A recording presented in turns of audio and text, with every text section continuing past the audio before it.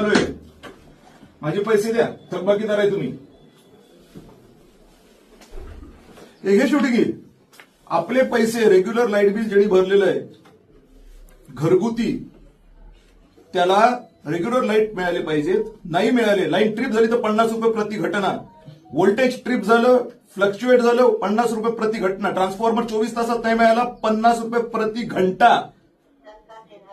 Quotation पाहिजे, quotation नाही दिलं 100 रुपये प्रति आठवडा. कोटेशन भरले, कोटेशनचे हे केलं नाही, पूर्तता केली नाही, 63 ट्रान्सफॉर्मर 100चा पाहिजे, सिंगल फेज लाईट पाहिजे. याची नुकसान भरपाई तरतूद आहे का नाही? कार्यकारी अभियंता महोदय आहे ना? आणि ऑर्डर काय आहे की जर तुम्ही केलं नाही तर पैसे द्यायचे लोकांच्या खात्यावरती, बरोबर का नाही? हो ना? सांगा ना प्लीज, हो की नाही? द्या पैसे.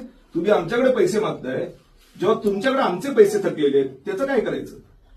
तुम्ही आता म्हणते मी लिहून देतो की 10 दिवसात पैसे देतो. 10 दिवसात तुम्ही पैसे दिले किंवा खात्यावरती तुम्ही तुमच्या नवीन बिलामध्ये नाही तुम्ही ऍड करून पाठवले, तर मग काय करायचं?